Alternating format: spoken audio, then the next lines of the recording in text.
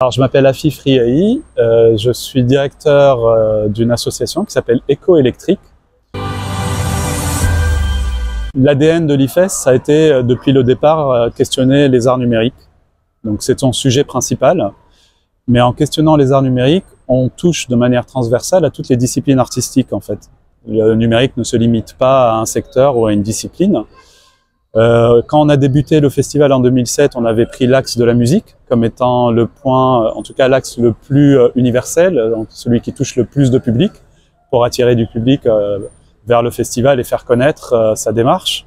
Et dès la deuxième édition, on a signifié à nos publics l'ouverture, en tout cas la vision qu'avait le festival d'être transversal dans ces disciplines.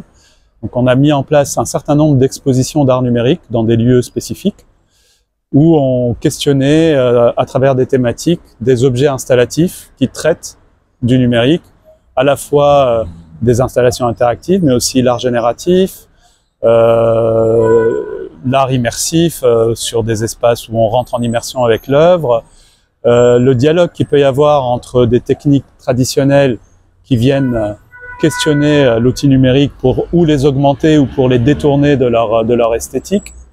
Ça, c'est sur donc l'aspect visuel.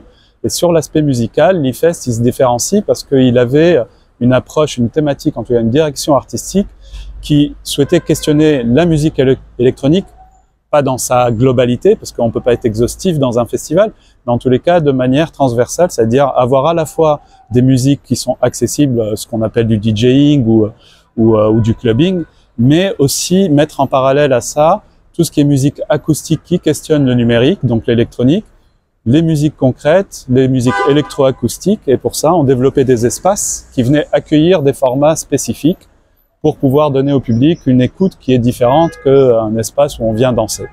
Et même dans les espaces où on venait danser, la programmation artistique a toujours été exigeante à cet endroit-là pour éviter de tomber dans du mainstream qu'on peut rencontrer un peu partout. L'objectif n'est pas de se mettre en élite, l'objectif étant de donner à découvrir au public et non pas lui servir quelque chose qu'il connaît déjà, quoi. On était à la cathédrale de Carthage, ça appelle un public spécifique qui est déjà en capacité de se déplacer, et même quand c'était pas à la cathédrale, c'était malgré tout dans la banlieue de Tunis. Et donc on se retrouvait en fait avec un public qui a le même profil plus ou moins, on n'arrivait pas à élargir le public, on n'arrivait pas à faire, même si on avait de la fréquentation, la diversité n'y était pas. En tout cas pas à mon goût, pas au goût de l'équipe. Et c'est vraiment l'élément principal qui a déclenché l'idée de se dire peut-être que ce serait bien d'arrêter, on a peut-être fait la mission qui était la nôtre, et là il faut peut-être se déplacer, c'est pour ça qu'on a créé nos logos, pour plutôt que le public vienne vers nous, soit nous qui allons vers lui. Et d'ailleurs c'est à travers ce projet qui a naviguer entre la Tunisie, l'Algérie et le Maroc, que j'ai découvert le nouvel espace où on remet en place l'IFEST dans le sud de la Tunisie avec une approche qui est différente parce que le territoire est différent et donc il répond à des questions et à des problématiques qui sont différentes et auxquelles on a envie de se confronter et apporter ce qu'on peut apporter.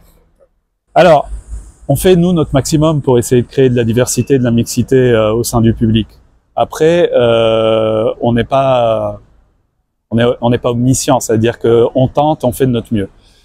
Moi, ce qui m'amène là-bas, c'est plus ce qui est du sens de la démocratisation de la culture, de l'équité culturelle entre les régions, de faire en sorte que les publics qui sont là-bas aient exactement ou au moins l'équivalent de ce qu'ils pourraient avoir pour les publics qui vivent à Tunis. Donc pour moi, cette question d'équité est fondamentale.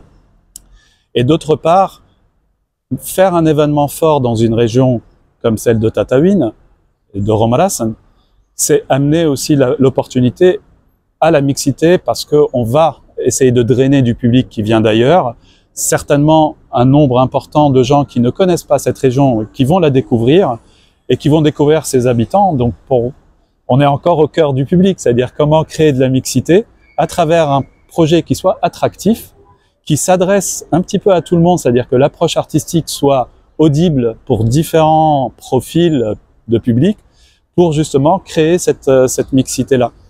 Et vraiment, fondamentalement, c'est aller là-bas, pour moi, c'est pouvoir à la fois faire de la décentralisation, mais surtout être acteur aussi du développement local, acteur d'un développement socio-économique, d'un épanouissement des gens qui vivent là-bas et du bien-être qu'ils peuvent avoir, et de croiser d'autres points de vue, d'ouvrir leur champ du possible, de pouvoir se projeter dans un futur. Et donc, si on s'inscrit dans le temps, si on arrive à pérenniser ce projet localement, on pense qu'il peut y avoir un impact important pour les habitants locaux, quoi. Et pour nous, c'est très important. Oui, tout à fait, ouais. On a envie de le pérenniser. Alors, j'aime pas trop sédentariser les choses, je suis plutôt mobile. Donc, on veut le pérenniser dans cette région-là. Cette région est riche. Voilà pourquoi. Parce qu'elle est riche de plein de choses. Elle est riche d'êtres humains, bien sûr. Elle est riche de paysages. Elle est riche de choses à faire découvrir aux autres qui ne connaisseraient pas. Voilà. Et donc, on a envie de mettre ça en valeur. Cette région s'appelle la région du Dahar, le Dahar. Elle a une beauté cachée qu'on aimerait partager. Voilà.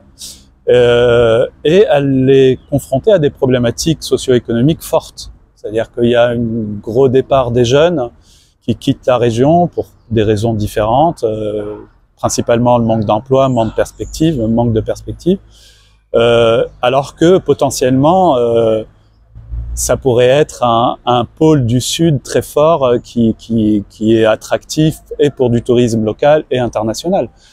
Donc, faire un événement qui arriverait à créer une dynamique économique qui attire des gens, on va bien entendu pas y arriver dès la première édition, et donc avoir cette idée de pérennité pour construire avec les gens, c'est peut-être aussi donner l'opportunité à des jeunes locaux de commencer à cibler des avenirs possibles, de commencer à se dire tiens, il y a quelque chose qui se passe ici, je vais investir finalement mon temps dessus, et puis transmettre des compétences, c'est peut-être aussi faire élever des artistes locaux, les faire s'épanouir, s'exprimer, et ainsi de suite. Donc avant tout, c'est humain, encore une fois, et on utilise l'art et tout ce qui entoure les événements culturels pour créer de l'humain. Voilà.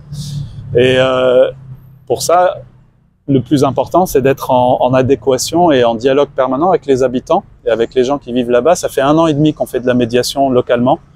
On a des partenaires locaux avec qui on travaille, mais vraiment étroitement. Ce ne sont pas des partenaires, on travaille réellement avec eux. C'est des co-organisateurs, on va dire. Bien entendu, toutes les institutions locales sont au courant. On fait des réunions de coordination. On met en place, en tout cas, une stratégie. On écoute c'est quoi leurs problématiques, quels sont eux leurs désirs, qu'est-ce qu'ils espèrent aussi voir de ce projet-là. On essaye d'y répondre sans venir polluer l'approche artistique du festival. Donc essayer de trouver un équilibre entre les attentes et ce que nous on a envie de valoriser. Et j'espère qu'à travers ce travail constructif, on arriverait à faire quelque chose, en tout cas une première édition qui fonctionne et qui nous amènera des éléments de compréhension pour construire l'avenir. Voilà.